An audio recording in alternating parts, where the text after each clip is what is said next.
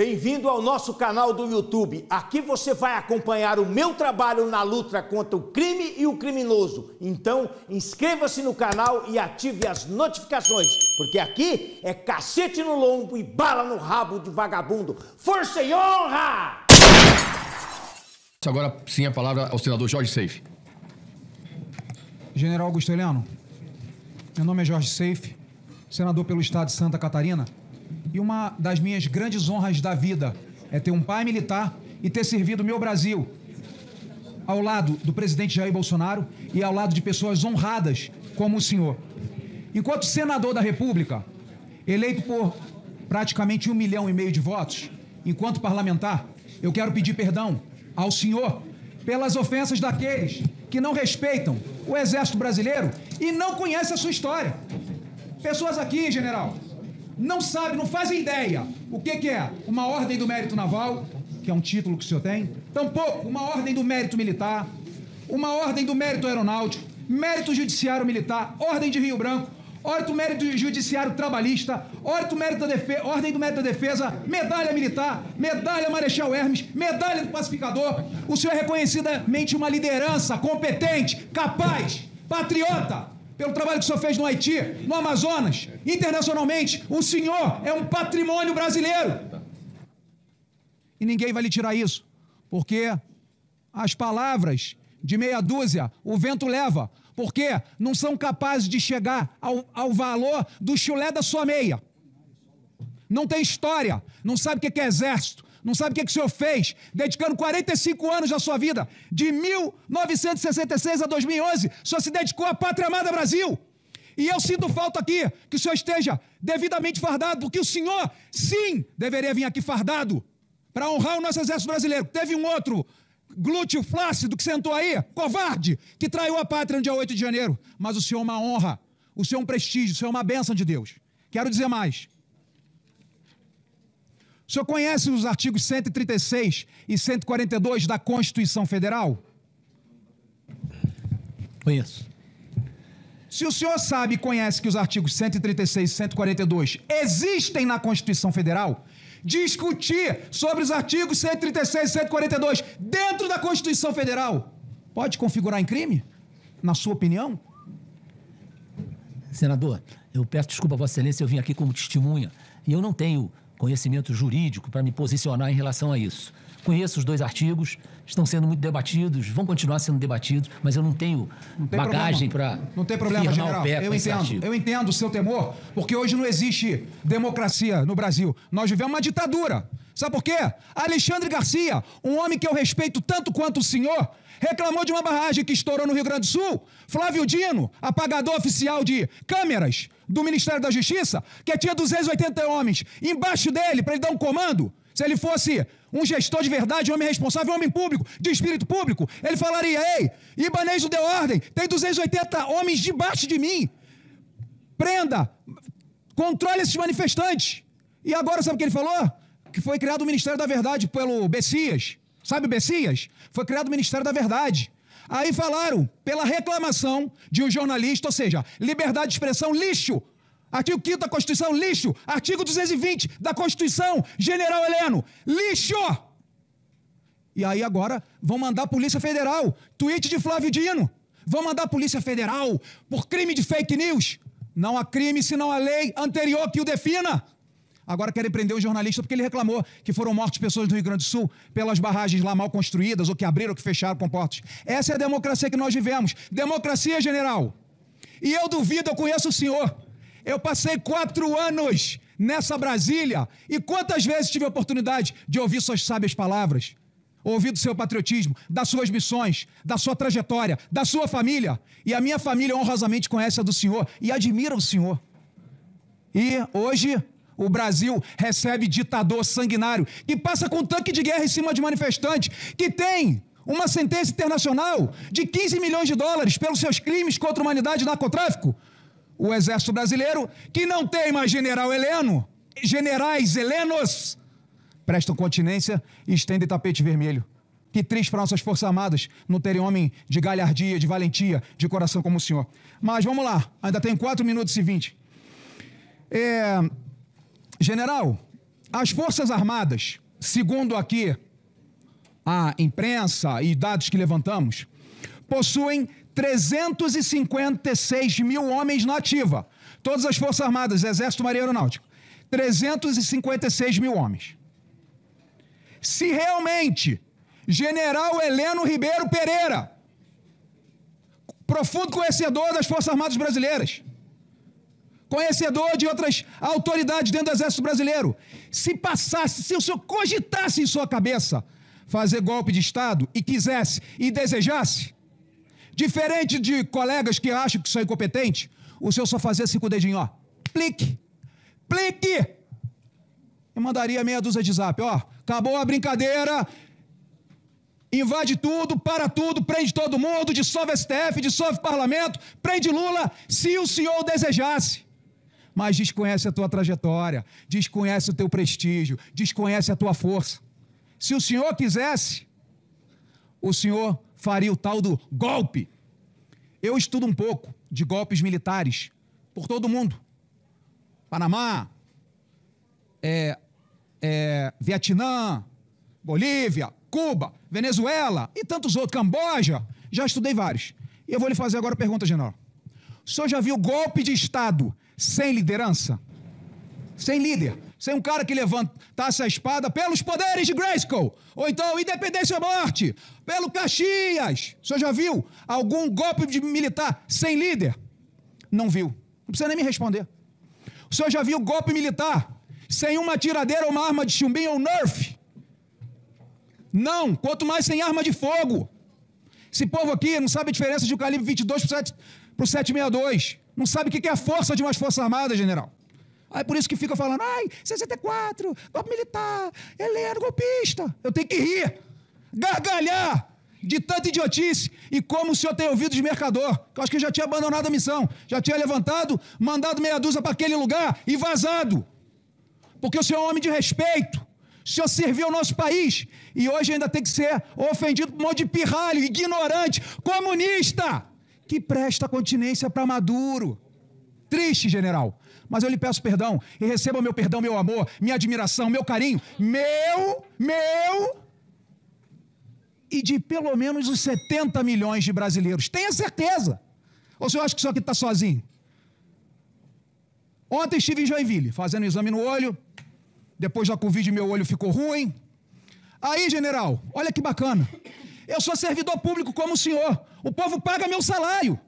Eu sou servidor, sirvo ao público. Chego lá, Instituto Sadalamin, um médico honrado e de muita tradição no cuidado dos olhos. Ah, com certeza. Igual de um senador maravilhoso do meu estado. Ó, me atrapalhou, eu quero mais 5 minutos. Aí, presidente, sabe o que aconteceu? Fui comer um lanchinho, estava cheio da fome, passado o dia inteiro em agenda. Fez fila para tirar foto comigo. Quem sou eu? Servidor público, o povo paga meu salário. E tem gente aqui que fala, ai, estou sendo ofendido, ai, estou humilhado, ai, não posso sair pela saída aqui do aeroporto de Brasília que sou xingado, tem que sair pelo terminal de carga. O senhor sai pela frente, o senhor orgulha o Brasil. E para o senhor, eu presto minha continência, meu general. Deus te abençoe, tamo junto. Muito obrigado, senador. Passa a palavra. Obrigado, senhor presidente. Quero cumprimentar aqui meus colegas, cumprimentar a general Heleno. Eu gostaria de, rapidamente, ler aqui com quem nós estamos conversando. Afinal de contas, assim como o Russell Kirk diz, nós somos anões em cima de ombros de gigantes. A gente só consegue enxergar lá na frente porque teve um gigante, que a gente se escorou nele. E o senhor é esse gigante, O senhor foi declarado aspirante oficial da Arma de Cavalaria em 69, na Academia Militar de Agulhas Negras. Como oficial superior, comandou a Escola Preparatória de Cadetes do Exército e foi adido militar na França e Bélgica. Como oficial general, comandou a 5ª Brigada de Cavalaria Blindada, o Centro de Capacitação Física do Exército e foi o primeiro comandante da Força de Paz da ONU no Haiti. Como integrante do Alto Comando do Exército, foi comandante militar da Amazônia e chefiou o Departamento de Ciência e Tecnologia. E de 2019 a 2022, foi o melhor ministro-chefe do GSI da Presidência da República, do melhor presidente que esse país já teve.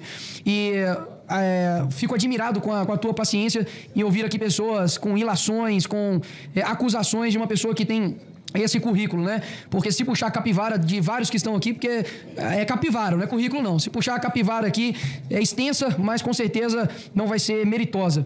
Eu separei aqui, general, algumas perguntas, só para a gente esclarecer alguns fatos. Se o senhor puder nos responder rapidamente. Houve a transição, general, do governo GSI entre o senhor e o G. Dias? Se o senhor puder explicar rapidamente como foi esse processo. Houve uma transição que foi um pouco prejudicada porque o G. Dias foi um dos últimos a ser indicado para a chefia do GSI. Mas eu franqueei todo o GSI para ele, andasse onde ele quisesse, perguntasse a quem ele quisesse o que ele queria, e ele tinha liberdade de andar pelo GSI. Recebeu 3 palestras de orientação do general Penteado para ele, uma delas com a presença do Aloysio Mercadante. Então, eu acho que a transição foi muito bem feita, porque ele, inclusive, foi alertado a ele que ele tinha liberdade de trocar quem ele quisesse. Essa troca no GSI, ela não é assim uma coisa muito fácil, porque os que mais fáceis de serem trocados são os DAS mais altos. Então, foi esclarecido a ele, olha, o pessoal que tem DAS 4 e 5 pode ser trocado com facilidade, basta você solicitar. Os outros são servidores indicados pela competência, pelo profissionalismo. Então, como não havia nada de político no GSI, eu nunca tratei de assuntos políticos no GSI com os meus servidores e sempre procurei ser absolutamente apolítico em tudo que tratava com eles, fazia muitas orientações, tratava das viagens do presidente, às vezes corrigia algumas coisas, mas nada político. Perfeito. E todos sabem que o presidente Jair Bolsonaro deu trabalho pro GSI, né? Porque, sim. Pô, só de motociata foi um monte. Então, assim, resumindo, o senhor entregou em condições de trabalho, correto, com o GSI. Sim. O senhor tem conhecimento se o G. Dias já tinha exercido alguma função no GSI em outros governos? Sim. Ele foi do GSI, acho que durante 4 anos, talvez até mais de 4 anos. Não, ele não dobrou mais 4, né? Mas ele fez 4 anos, aí ele foi promovido e depois foi para a região militar de Salvador, né? Enfim, assim, não precisa detalhar, só realmente para poder esclarecer. Conhecia bem o GSI. Ou seja, a falácia da tese, né, de que ele tinha assumido a pasta recentemente e não tinha conhecimento a respeito, total conhecimento sobre a pasta, cai por terra, né? Ele alegou isso aqui diversas vezes a respeito disso. Mas, enfim, durante a sua gestão no GSI, o senhor recebia informes e alertas da segurança da ABIN, general? Sim. O G. Dias recebeu 33 informes de segurança. Inclusive, no próprio dia, ele recebeu do Saulo, e ele responde o Saulo dizendo que vamos ter problemas às 8 horas da manhã, isso no próprio dia 8. Eu sei que o senhor não está aqui para fazer um juízo de valor, mas como o senhor já esteve na gestão do GSI, gostaria de perguntar, caso o senhor tivesse recebido 33 informes de segurança, dizendo que ônibus estavam chegando aqui com invasões à Praça dos Três Poderes, o senhor deixaria de tomar nenhuma atitude? Ou o senhor tomaria alguma atitude para poder preservar ali o patrimônio público e, consequentemente, realizar o seu trabalho? Deputado, eu não posso emitir opinião, mas essa descrição que o senhor fez aí, é claro que exige que providências sejam tomadas. Perfeito. O senhor sabe informar a quantidade da tropa que ficava à disposição para caso houvesse, né, uma invasão do Palácio do Planalto? O senhor recorda qual o tamanho da tropa que estava disponibilizada para o senhor?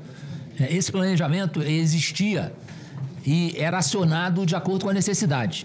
Às vezes nós tínhamos um informe de manhã, por exemplo, que ia haver uma passeata dos funcionários da limpeza urbana que queriam reajuste de salário e iam passar na frente do palácio.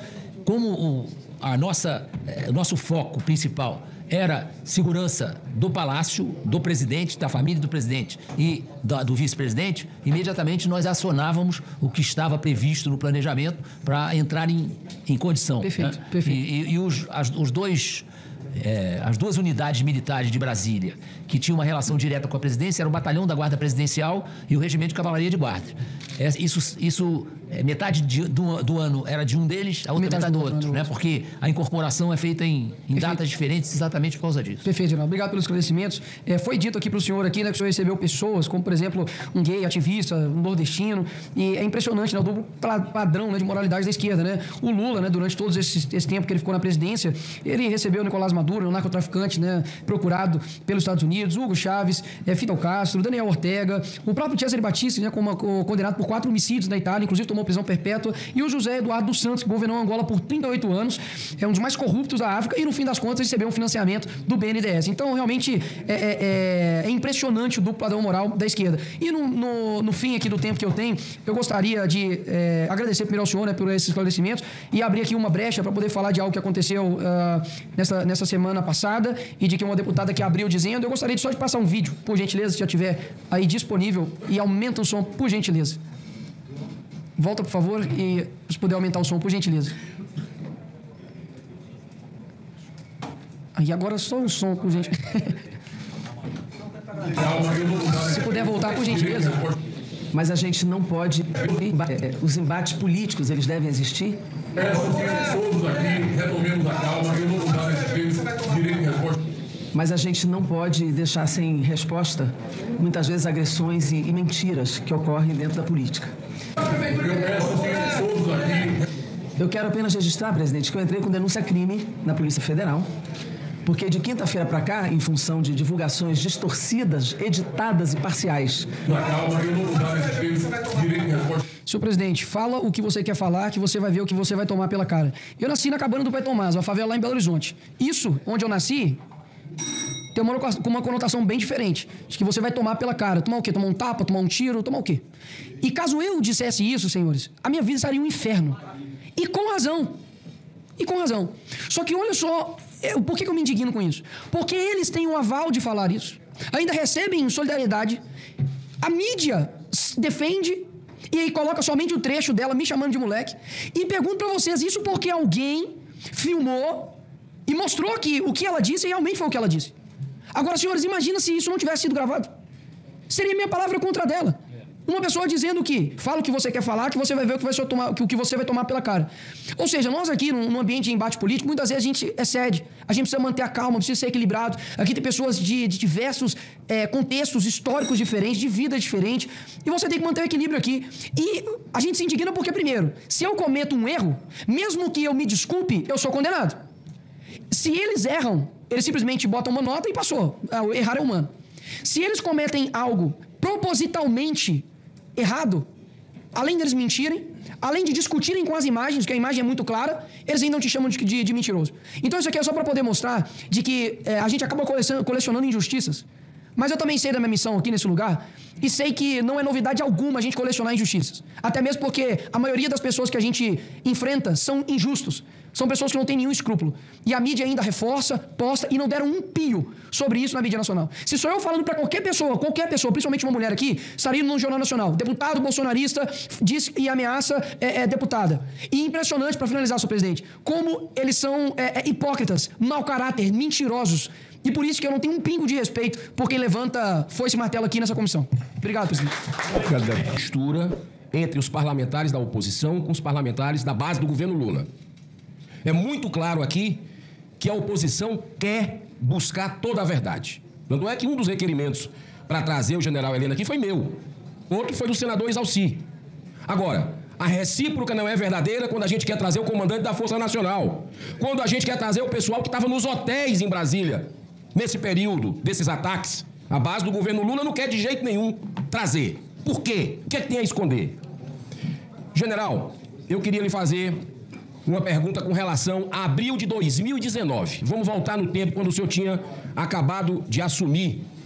Eu pergunto, o senhor utilizou a Força de Segurança Nacional na esplanada dos ministérios para garantir a segurança dos prédios federais. A solicitação foi feita devido à previsão de manifestações na área central de Brasília. Em resposta rápida, o ministro, na época, Sérgio Moro, hoje nosso colega senador, publicou a portaria número 441 em 16 de abril de 2019.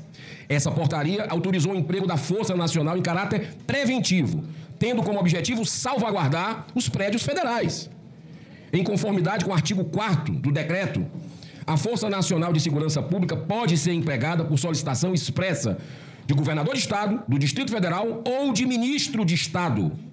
Ainda conforme o artigo 1º desse decreto número 5.289 de 2004, do mesmo dispositivo legal, compete ao ministro da Justiça determinar o emprego da Força Nacional. Diante disso, eu lhe pergunto, com base nesse decreto, general, o ministro-chefe do GSI tem competência para autorizar o emprego da Força Nacional para garantir o patrimônio público? Exatamente é o que disse o senhor, Vossa Excelência. Eu tenho que solicitar ao ministro da Justiça, se eu for o ministro do GSI, eu tenho que solicitar ao ministro da Justiça que ele autorize o emprego. Perfeito. E aí as ordens para a Força Nacional partem do Ministério da Justiça. Perfeito. Com base nesse mesmo decreto, o ministro da Justiça tem competência, só me faça sim ou não, para autorizar o emprego da Força Nacional para proteger. Você acabou de dizer. Claro, sim. O senhor ou o ministro da Justiça tinha o dever de solicitar autorização do governo do Distrito Federal, do governador, para autorizar o emprego da Força Nacional de Segurança para proteger os prédios federais. Quero deixar claro isso. Não é necessário, nesse caso, o risco que correm os prédios federais, o próprio efetivo da Polícia Militar do Distrito Federal, que é uma excelente polícia, bem equipada, mas ela não tem efetivo para garantir a segurança dos prédios onde estão os ministérios. Perfeito. Então é conveniente que não se esgotem os meios da Polícia Militar do Distrito Federal. Isso que a gente tem. Isso vai fazer falta. É isso que a gente tem batido. Por que o governo Lula não protegeu o patrimônio, não usando todos os recursos possíveis? Deixou quebrar. Isso está muito claro para todo brasileiro que está acompanhando essa CPMI ainda. Ali pergunta, no dia 8 de janeiro de 2023, a Força Nacional deveria ter sido acionada para assegurar a proteção dos prédios públicos federais? Eu não tenho condições de falar sobre isso, porque eu sou testemunha, eu não sou... Eu posso dizer arte. Perfeito. Não tem como. De acordo com os meios de comunicação, o ministro da Justiça e Segurança Pública, Flávio Dino, estava acompanhando toda a movimentação da manifestação no seu gabinete, naquele 8 de janeiro de 2023. No entendimento do senhor, pela sua experiência, o ministro deveria ou não ter acionado a Força de Segurança Nacional para defender o prédio público do povo brasileiro, os prédios federais? Senador, Vossa Excelência, me desculpa, mas eu não posso dar opinião sobre uma ação que não dependia de mim. Ok. Eu vou pedir para passar um vídeo, a nossa secretaria sempre muito atenciosa, eu gostaria de pedir para passar um vídeo curto, por favor. Eu sou o diretor de uma polícia judiciária. Nosso papel foi fielmente cumprido porque eu recebi informações da minha área de inteligência, de nenhuma outra agência, mas da minha área de inteligência, e estive lá na Secretaria de Segurança no dia 7 de janeiro. Reunido com o secretário de Segurança, com a cúpula das instituições, e oficiei dentro do sistema no dia 7 de janeiro, dizendo, olha, essas pessoas não podem sair do acampamento porque eles vão depredar Supremo, Congresso e Planalto. Isso está no dia 7 escrito. Véspera, portanto, do quebra-quebra. O ministro Flávio Dino recebeu esse ofício, ele é meu chefe a quem eu direcionei, e encaminhou imediatamente e comunicou o governador. E essa sua comunicação, ela se baseava em informações coletadas pela Polícia Federal? Pela Polícia Federal. Informações de inteligência da minha equipe de inteligência. Está escancarado. Brasil, como diz meu colega senador Marcos Rogério. Vai vendo, Brasil. Está aí a escancarada omissão do governo federal, porque o diretor da Polícia Federal, Andrei Rodrigues, que inclusive tem um requerimento meu para vir essa comissão, era fundamental, soube antecipadamente dos riscos de violência aqui na esplanada dos ministérios. Aliás, ele se reuniu, como disse no vídeo agora, na Secretaria de Segurança Pública do DF, apenas na véspera, ele já sabia desde o dia 5, mas se reuniu, olha só, na véspera da manifestação para comunicar suas preocupações diante das informações levantadas pela inteligência, senhor presidente. Ele é um colega, deputado, um delegado da Polícia Federal. Por que não ligou para o senhor Anderson Torres? Por que não ligou quando soube? Na sexta-feira? Por que foi às vésperas, quando estava já tudo sistematizado da invasão em Brasília? É estranho querer envolver apenas o governador Ibanez e o secretário Anderson Torres nisso. Por que ele não está? E por que ele determinou a prisão do Anderson Torres? Por que partiu dele? Foi para esconder a sua parcela de culpa, de omissão nisso? Essa comissão vai blindar os poderosos, continuar blindando. Aliás, eu quero nesses minutos finais, dizer o seguinte: ficam falando de tentativa de golpe. Tentativa de golpe. Vamos parar com esse lenga-lenga. Foi golpe. Foi golpe. E o golpe veio do governo Lula. O golpe veio antes das eleições, quando ele fez uma carta para os cristãos, dizendo que era contra aborto, que a vida plena deveria ser respeitada em todas as suas fases, dizendo que ele era contra as drogas para os jovens. O governo, desde o primeiro momento, só faz incentivar isso em resoluções. Quando ele disse que, aliás, o TSE, nesse consórcio, não deixou se falar, não deixou a oposição alertar ao Brasil que ele era a favor de aborto, de droga, de banheiro unissex. Está aí o resultado em resoluções do seu governo. E a gente vê um silêncio ensurdecedor, e essa comissão contribuiu para o golpe. Nicolas, deputado, quando ela foi tomada de assalto, capturada pelo governo Lula, pelos parlamentares, que estão blindando aqui nos requerimentos os que estão de plantão hoje no poder do governo Lula, que não trazem um comandante da Força Nacional, que o Brasil todo quer entender por que ficou parado. Aliás, essas imagens, é um golpe do ministro Dino não entregar as imagens para essa comissão. Entrega duas e diz que foi apagado. Como é que é uma contradição, sem nenhum cabimento? Isso é golpe. Isso é desrespeito a esse parlamento. Quando não se traz aqui, presidente, o assessor direto do ministro Dino, que recebeu 33 alertas. É golpe. Tudo isso é o que nós estamos vendo aqui nessa comissão parlamentar de inquérito, que só vê um lado, mas fecha os olhos para o outro por pura narrativa. Pura narrativa, mas o brasileiro ainda tem rede social. E eu quero, para encerrar, dizer que os brasileiros estão orando por nós. Existe uma corrente grande de pessoas orando para que a verdade prevaleça, e ela vai prevalecer nessa comissão, com a graça de Deus. Muito obrigado, senhor presidente. Dar aqui um bom dia, então, ao doutor Matheus, general Augusto Heleno, presidente, relatora, demais deputados, deputadas, senadores e senadoras. Eu vou iniciar pedindo à nossa mesa que possa passar aqui o vídeo 8 para mim, que é uma fala do general agora mesmo nessa reunião. Não, eu quero esclarecer que o... Não, eu quero esclarecer que o tenente-coronel Mauro Cid, ele não participava de reuniões, ele era ajudante de ordens do presidente da República. Não existe essa figura do ajudante de ordem sentar numa reunião dos comandantes de força e participar da reunião. Isso é fantasia. Isso é fantasia. A mesma coisa... Bem, fantasia. Passa, por favor, a imagem 7.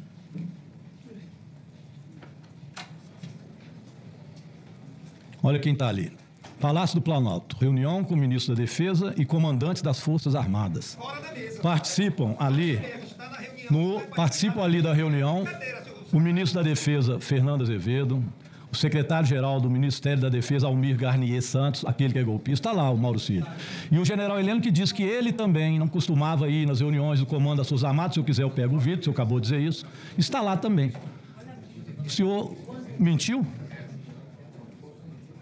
De jeito nenhum. Eu era convocado quando o presidente precisava de um órgão de inteligência participar da reunião, ele me convocava, eu comparecia à reunião. E o Mauro Cid não sentava à mesa? Não, jamais.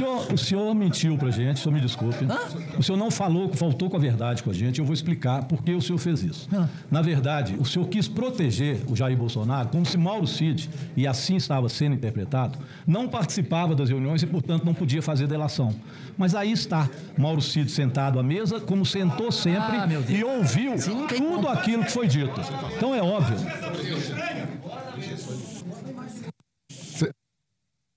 Alô. Senhores, o deputado Rogério Corrêa está falando. Ele está com a palavra e eu peço que a gente garanta a palavra do deputado. A hora oportuna, cada um vai poder falar o que desejar. Por favor, deputado. Obrigado, presidente. Peço que Sua Excelência, presidente, possa me dar mais um tempo? Um minuto a mais para o deputado Rogério Corrêa. Obrigado. Presidente, então veja bem, o general quis dizer em sua frase, está óbvio, que Mauro Cid não tinha conhecimento de nada. Ele era apenas um ajudante de ordem. Um ajudante de ordem recebe ordem do presidente e ponto. É fantasia pensar que ele se senta à mesa, que ele recebe. É claro, o senhor pode dizer que literalmente ele não está à mesa, ele está logo atrás, mas ele ouvia tudo. As delações dele servem como testemunha. É isso que está provado agora, o senhor queira ou não. Então essa é a primeira questão. O senhor quis passar uma impressão para a gente que, no meu entendimento, faltou com a verdade com o povo brasileiro. Fosse eu, presidente, tomaria alguma atitude em relação a isso, porque não se pode mentir sobre juramento aqui nessa casa. Mas eu pediria... Deputado Rogério Corrêa, por favor. Eu vou falar ao final, por favor, continue. Presidente, volta então meu tempo novamente. Não, fala, já deu um minuto. Vai lá, deputado. Bem, eu pediria que passe o vídeo 6, por favor. Eu queria que o senhor repetisse a imagem. O senhor está dizendo... O Mauro Cid? O senhor está dizendo que eu faltei com a verdade. O senhor está dizendo que eu faltei com a verdade. Quem está faltando com a verdade é o senhor. Não, senhor. Porque ele... Não. Que está ali, ó. Está ali na foto. Não, senhor. Senhores, o senhor silêncio. Está lá. Ele está lá, a imagem é clara, ele está lá sentado na reunião das Forças Armadas. Ele está sentado com o senhor na reunião das Forças Armadas. E o senhor também que disse que não se sentava em reunião das Forças Armadas, também está sentado. Ou seja, o senhor Mauro Cid participava sim das reuniões e escutava. Se ele não falava e não dava opinião, ele escutava. E ele é, por isso, um testemunho importante. Vocês não vão conseguir fazer, como o senhor tentou aqui, dizer que Mauro Cid não tem importância na delação premiada que faz, porque ele não sabia de nada. Está ali a prova. Mauro Cid sabia sim e a tudo escutava. Então o senhor me faça um favor. Pode projetar a imagem de novo? Posso projetar, presidente, me dá mais tempo, porque estou sendo interrompido pelo próprio. Ah lá o Mauro Cid. O senhor está vendo a situação do Mauro Cid? Está na reunião. O senhor está vendo a situação do Mauro Cid? Está ouvindo, general. O senhor não deixa falar? Eu não general, posso responder. Ele está ouvindo e está lá, atrás do senhor, ouvindo tudo. Mauro Cid ouvia tudo. Está bem claro. Mauro Cid ouvia tudo e Mauro Cid é sim um delator importante da delação premiada. Não adianta tentar tirar a imagem como se ele não participasse das reuniões e não soubesse o que está acontecendo. A imagem fala por 1000 palavras. Olha a posição. E o senhor acha que ele não está escutando? Quantos ouvidos tem o Mauro Cid? É lógico que ele está escutando. Quantos ouvidos tem o Mauro Cid? Ele está escutando. Ele está escutando. Ele não dá parte. E ele vai delatar. Ele não participa. Isso. Ele não tem atuação. Ele vai delatar, inclusive, o senhor. O senhor esteve na reunião. Não dá, né, presidente? O senhor esteve na reunião com o hacker? O senhor tomou café da manhã com o hacker? O senhor tomou café da manhã com o hacker junto com o Bolsonaro? Presidente, isso aí não é pergunta. O senhor tomou café da manhã com o hacker junto com o Bolsonaro? Presidente. Mauro Cid diz que o senhor estava lá na reunião, que tomou café com o hacker. O senhor estava também? Eu vou ficar em silêncio. É claro.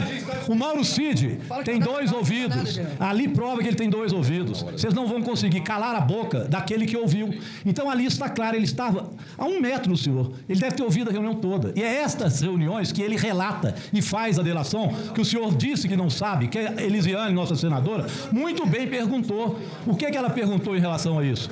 Se tramava numa determinada reunião um golpe de Estado. Isso é o que Mauro Cid coloca. Cita um desses que são aí, que é o Garnier. E o senhor estava também, não sei se é esta reunião, não estou dizendo que é esta reunião, mas o senhor estava presente nessa reunião. Não estou dizendo que é essa reunião. Pois bem, então, quando o senhor diz que é fantasia, presidente, que é fantasia, que é apenas fantasia, o senhor realmente não condiz com a verdade, não é a fantasia. Mauro Cid senta, escuta, o senhor também senta e participa das reuniões. Então isso eu queria deixar muito claro. Presidente, mas eu vou para frente, peço para passar o vídeo 6, apenas para confirmar se essa voz é do senhor, se esse áudio pertence ao senhor. A gente precisa ser diplomado. Ele já está fazendo a apresentação. Lula, para ser presidente, precisa ser diplomado. Ele já está fazendo a apresentação na televisão como se fosse presidente. Apenas uma pergunta, esse áudio é do senhor? É lógico. Não. Todos nós ficamos muito... Perguntando se o áudio é do senhor. Não. É óbvio. Pois bem, esse pegaram áudio... tiririca para imitar a voz. Estou perguntando... Isso é fake news. Literalmente. Isso aí é crime, hein? Presidente, fake news é crime. Vossa Excelência que está interrompendo. Pode continuar a sua fala. A pergunta que eu fiz é se o senhor reconhece o áudio, o senhor disse que não. Este áudio foi levado até a Universidade Federal do ABC, que fez e a USP fizeram uma perícia, e a perícia disse que é do senhor. É claro que o senhor tem benefício da dúvida. Tudo bem, o senhor já disse que é falso. Fala no microfone. O senhor já disse que é falso. A perícia é forjada. É forjada, tudo bem. Então, o senhor tem o benefício da dúvida, coisa que não existia na época da ditadura militar. Lá não existia. A Dilma Rousseff ficou no banco de réus da ditadura, não teve 1 minuto para fazer sua defesa e depois foi torturada pelo coronel Brilhante Ustra. E o coronel Brilhante Ustra foi homenageado aqui, nesta casa, pelo ex-presidente Jair Bolsonaro. Isso na época do regime militar. Tudo isso que o senhor tem direito hoje, benefício da dúvida, ficar calado, não existia na época da ditadura. É importante ressaltar isso. E por isso a gente luta tanto pela democracia, coisa que o senhor, infelizmente, não o fez nesse período agora. Então, realmente, eu pergunto ainda ao senhor. O senhor recebeu vários golpistas e várias pessoas que depois foram presas lá no GSI. Por que o senhor recebeu? Eu já respondi e vou permanecer calado. Um deles que o senhor recebeu lá está preso até hoje. E eu vou terminando, presidente. Que é o chamado Romário Garcia Rodrigues, conhecido nas redes como gay nordestino bolsonariano. Até esse ele recebeu. É um agitador que existe nas redes sociais. Até esse ele recebeu, que é isso, presidente. Só porque a pessoa é homossexual. Senhores, O deputado já acabou o tempo dele, está concluindo esse raciocínio para encerrar a fala dele. O influenciador Romário Garcia Rodrigues, que nas redes se auto-intitula como gay nordestino bolsonariano. Ele é um agitador de tudo quanto é tipo de golpe que se prevê. Foi recebido pelo senhor lá. Dentre tantos outros, o senhor recebeu lá 49 pessoas que estavam no acampamento golpista e muitos deles estão presos. O senhor não os recebia à toa. O senhor recebia porque o senhor fazia gestos para que este golpe pudesse existir. Infelizmente, foi a atitude do senhor. O senhor é mais um general golpista que vem aqui. Infelizmente. Senhores. Respeito o general, pô. Quem recebeu o quebra-crema foi o G. Dias, que eu saiba. Senhores, as imagens mostrou isso. Eu quero registrar aqui, a bem da verdade, o seguinte. O deputado Rogério Corrêa solicita que a mesa tome uma providência alegando que o general estaria faltando com a verdade quando diz que o G. Dias não participa da reunião. O Mauro Cid. Deputado, veja bem.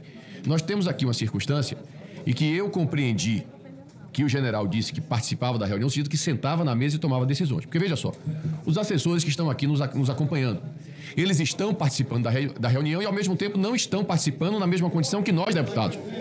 Então, veja só, nós, se perguntar aqui, o doutor Leandro, que é diretor dessa CPMI, ele está participando dessa reunião, claro, ele está aqui presente. Ele pode usar da palavra como Vossa Excelência acabou de fazê-lo? Não, ele não pode. Da mesma forma, foi a compreensão que eu tive daquela reunião e da fala do general Heleno. Claro que o assessor pode entrar na sala e se senta, e estava visível que o senhor Mauro Cid não estava sentado na mesa nas mesmas condições que o presidente da República e que os seus ministros. Então, por isso é que a mesa não entende que seja uma inverdade. Não, eu só estou fazendo esclarecimento, não estou concedendo a palavra. Só queria dizer, eu acho que tem que presente a foto de 2019. Eu respeito o que Vossa Excelência, a decisão de Vossa Excelência, é de Vossa Excelência, mas o que ele quis dizer, no meu entendimento, é que Mauro Cid não participava de reuniões ou não escutava, ou não participava. Eu não entendi dessa forma. Tudo bem. É exatamente isso. Temos interpretações diferentes. Seguindo os nossos... Eu acho que a senadora Ana Paula, quando traz aqui o currículo do general Augusto Heleno, ela faz corretamente. Porque a formação de um profissional ou de um militar determina muito o seu comportamento e suas ideias no decorrer do tempo e no decorrer das suas ações dentro das Forças Armadas e dentro da gestão. Veja, Silvio Frota, Brilhante Ustra, Costa e Silva, Médici foi o período mais duro da ditadura militar. Eram todos do mesmo grupo. Contra a abertura proposta por Golbery ao general Geisel. Veja, este grupo tentou dar o golpe dentro do golpe. Tentou golpear Geisel e impedir Figueiredo. Esse grupo é o grupo que estava o general Heleno. É o grupo que derivou na sua conduta da bomba do Rio Centro. A bomba do Rio Centro é derivada dessa linha dura, tentando impedir a abertura de Golbery Costa e Silva proposta por ele. Ora, uma pessoa que é herdeira dessa visão e que na Câmara Distrital disse que continuava apoiando a ditadura militar porque era para evitar os comunistas, essa foi sua fala na Câmara Distrital, não pode ser diferente agora. Esse depoimento na Câmara Distrital tem pouquíssimo tempo. Essa foi a exposição dele na Câmara Distrital, de que ele era a favor da ditadura militar porque era para evitar os comunistas. O mesmíssimo discurso que fazem aqui e que Bolsonaro fazia e que sempre fez. São dois herdeiros de Silvio Frota, general Heleno e o ex-capitão Jair Bolsonaro. É o mesmo discurso, é a mesma coisa. Portanto, esse comportamento golpista, antidemocrático e contra a Constituição não está distante do depoimento que ele está fazendo aqui agora. Aliás, ele diz o tempo todo que no GSI tinha muitas tarefas, não tinha tempo para correr atrás de assunto, que não fazia política, que não existia política. Só que há 10 dias do primeiro turno ele publica um artigo no Correio Brasiliense detonando, desqualificando o presidente Lula e a ex-presidente Dilma, pedindo que todos bloqueassem, era o tempo de bloquear a mudança, tempo de bloquear a possibilidade dos petistas assumirem o governo. Ao mesmo tempo, entre 1º de novembro e 31 de dezembro é quando ele recebe os blogueiros e as figuras que participavam do acampamento e hoje muitos estão presos, general Heleno. E o senhor recebeu no GSI dizendo que não tem tempo para construir assunto e estava aí recebendo essas pessoas que faziam vídeos do acampamento, falando do golpe, da intervenção militar e da intervenção contra o Supremo Tribunal Federal. O senhor recebeu essas pessoas, dizendo que tinha muitas tarefas, inclusive, mas não conseguiu. As suas tarefas eram tantas que o senhor não consegue saber o conteúdo dos relatórios da BIM. O senhor negou aqui o conhecimento de todos esses relatórios. Então, das duas, uma. Ou o senhor era um ministro ausente, ou o senhor está escondendo o jogo. Está escondendo informações dessa CPMI. Porque os relatórios existiram. E o senhor acabou de dizer aqui que não tinha conhecimento nenhum deles. O 12 de dezembro, o 24 de dezembro, o 8 de janeiro... Não adianta o senhor ficar irritado, porque isso é verdade. O 12 de dezembro, 24 de dezembro, foram previstos foram previstos. E os relatórios da BIM diziam isso. O próprio inquérito do GSI e o próprio inquérito do Ministério Público Federal mostra que existiam relatórios, que existia a possibilidade de armas explosivas no acampamento, e o senhor nada fez. Absolutamente nada fez. E ainda diz que não conhecia o relatório. Como é que o ministro-chefe do GSI, que tem a BIM sob seu comando, não conhece o conteúdo dos relatórios? E nada faz. Omissão total. Né? Diz que não tinha informação sobre os acampamentos. O senhor, como ministro, prevaricou na sua função. Isto é prevaricação. O senhor não cumpriu as suas funções. Não cumpriu as suas funções. Tendo 4 anos de governo, não eram 8 dias, 4 anos de governo. 4 anos. O senhor conhece um WhatsApp chamado, um grupo chamado Notícias Brasil?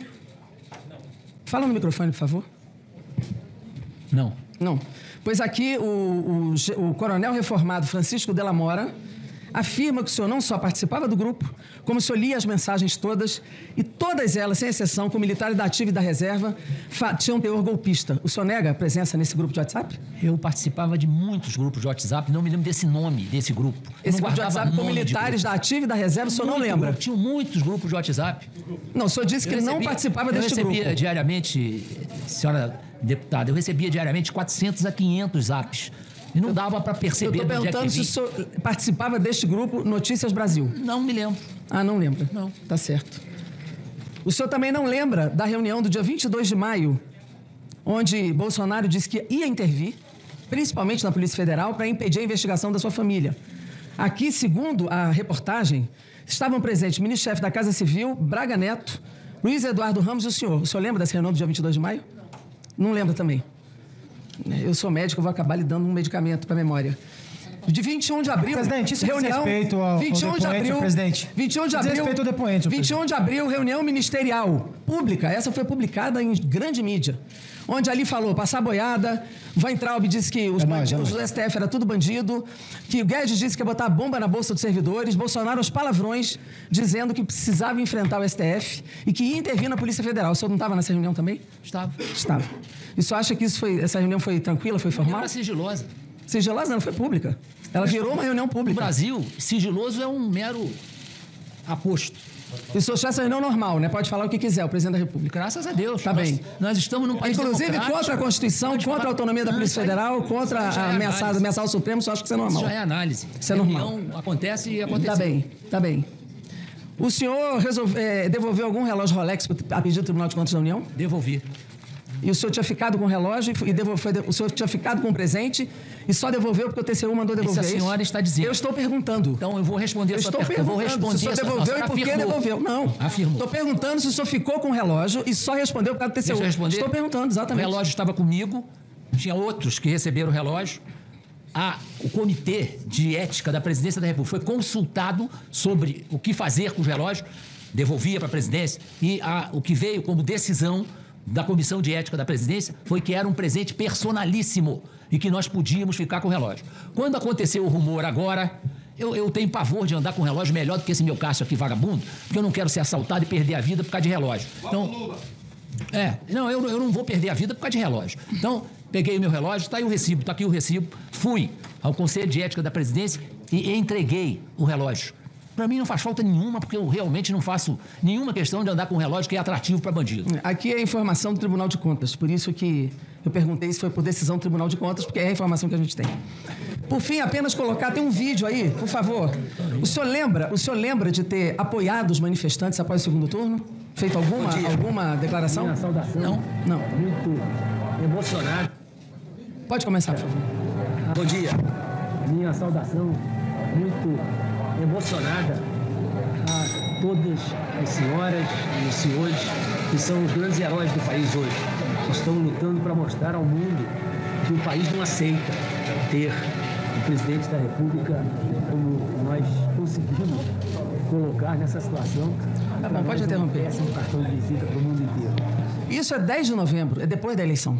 O ministro federal do GSI sustenta, apoia e manda abraço aos patriotas, manifestantes que estão na rua, porque é importante não aceitar o presidente eleito. Essa é a fala do general Augusto Heleno.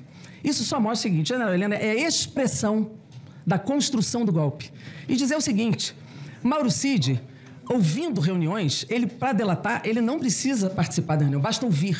Um motorista já derrubou um presidente da República na CPI que nós já participamos aqui, não sei se Vossa Excelência participou. Portanto, o que nós estamos falando aqui é de uma delação de alguém que ouvia tudo. E não quero me dizer que reunião de golpe é reunião informal. Quem quer fazer golpe não faz reunião formal. Chama para participar o seu núcleo, general Heleno.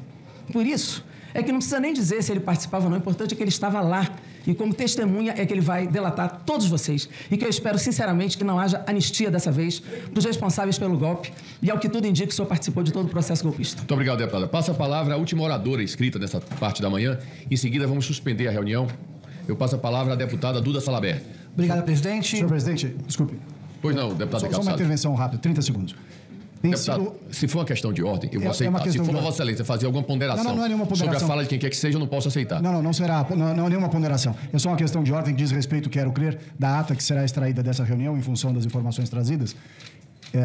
Só consignar que aquela fotografia que foi reiteradamente utilizada, ou tem sido argumentativamente como prova da presença do tenente-coronel Cid na reunião de alto comando, não o configura. Porque ali não havia comandante de forças, nem o comandante da Marinha e nem o comandante da Aeronáutica. Perfeito. Está registrada a palavra de Vossa Excelência. Eu queria registrar o contrário. Que lá... Deputado Rogério Carvalho, Rogério Corrêa, com a palavra a deputada Duda Salabert. Não precisa. Estava Garnier na reunião, ele não era ainda o comandante. Estava Garnier, aquele almirante Viveiro. Que aquela foto não é completa. Deputado Rogério Corrêa, eu não pedi a palavra. Não pedi a palavra. Com a palavra a deputada Duda Salabert. Você não veio a palavra. Duda. Fora de ordem não deu palavra a ninguém. Deputada. Então. Obrigado, presidente. General Augusto Heleno, em um momento da reunião de hoje, o senhor disse que alguns parlamentares estão querendo lhe comprometer. Mas, na verdade, a sua biografia já o compromete. Para quem não sabe quem é o general Heleno, 4 tópicos sobre sua biografia. O senhor disse que a ditadura salvou o Brasil. Um dos momentos mais sombrios da história moderna do país, com torturas e mortes, o senhor dizendo que esse período salvou o Brasil. O senhor coordenou a Operação Punho de Ferro no Haiti, que resultou no massacre em um bairro pobre do Haiti de dezenas de crianças e mulheres também. O senhor... o senhor pode comentar sobre isso?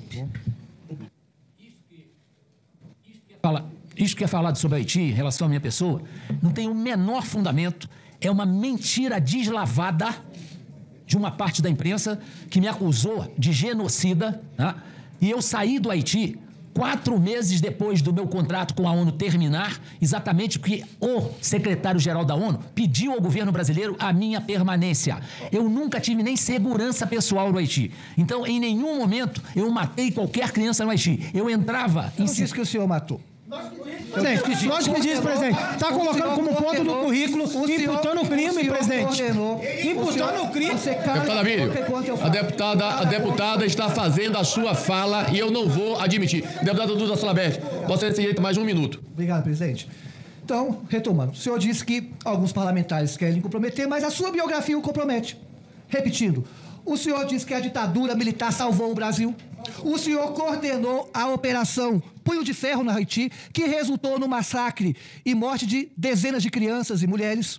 O senhor tentou impedir... Esta afirmativa é mentirosa. Eu estou querendo proteger Vossa Excelência. Isso é uma afirmativa mentirosa. Se eu quiser, eu vou para a justiça, processo o senhor e boto o senhor na cadeia. A senhora ele não vai me ameaçar, não. É senhora, não é senhora. Não vai me ameaçar, não. O senhor coordenou, repito, é bom, porque nós não podemos apagar esses momentos históricos. O senhor coordenou a Operação Punho de Ferro no Haiti, que resultou no massacre em um bairro pobre com morte de dezenas de crianças e mulheres. O senhor tentou impedir a abertura política do país no contexto do governo Geisel. O senhor autorizou garimpo de ouro na região amazônica. Essa biografia do senhor, que o senhor tenta zombar, ou essa biografia que vai ficar para a história, como disse quem me antecedeu, ao lado de inimigos da pátria como Ustra, como Médici, dentre outros. Então, o que eu queria dizer para o senhor é que, por mais que o senhor tenha uma patente elevada e uma história no Exército Brasileiro, para além da patente, para além das patentes, há uma questão fundamental de como se utilizou essas patentes. E, nesse sentido, o senhor hoje representa, sem a menor sombra de dúvida, restos da ditadura. O senhor é o resto da ditadura que vai ficar para o livro da história, porque esse resto ecoou, inclusive, nos golpistas que tentaram, no dia 8 de janeiro, aplicar, de fato, o golpe no Brasil, como filhotes da ditadura. E aí, nesse sentido, o senhor pode fazer essas expressões né? Porque, como o deputado Rogério comentou, e a Jandira reforçou, há dois lados da história. De um lado, esse lado de resto da ditadura que o senhor representa, e o outro lado que a história está se clareando e ficando cada vez mais evidente. E nesse sentido, se os senhores e outros generais escaparam na anistia que teve pós-ditadura militar, tenho certeza que não vão escapar agora. Porque se há justiça no Brasil, e se de fato houver justiça no Brasil, o senhor vai sair preso no final dessa CPMI. Porque tudo tem apontado... Presidente, aí temos que fazer um investigado, ele é testemunha, vai Rogério, presidente, são ofensas reiteradas ao depoente. Não teve ofensa, não. O senador não pode interromper assim a deputada, não.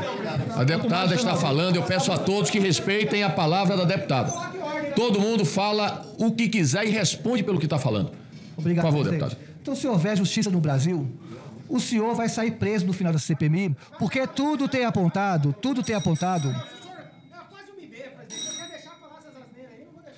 O senhor respeite a minha fala, e não há asneira nenhuma aqui. Deputado Abílio, eu estou lhe chamando a atenção pela primeira vez. Tá. Pois não. Vambora. Pode conseguir, deputada. Se Vossa Excelência continuar nesse ritmo, né, eu vou providenciar que Vossa Excelência Vossa Excelência vai sair do recinto agora. Vossa Excelência, eu solicito a segurança que retire o deputado Abílio do plenário. Está suspensa a reunião e o deputado Abílio vai ser retirado do plenário. Senhor presidente! Solicito a segurança que retire o deputado do plenário.